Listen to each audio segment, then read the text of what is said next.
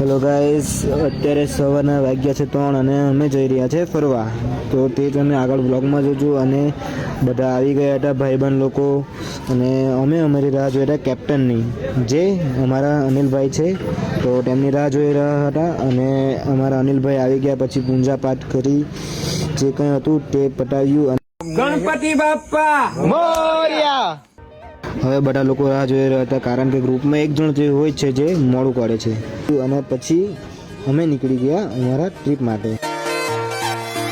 मतलबी हो जा जरा मतलबी दुनिया की सुनता है क्यों खुद की भी सुन ले कभी मतलबी हो जा जरा मतलबी दुनिया की सुनता है क्यों खुद की भी सुन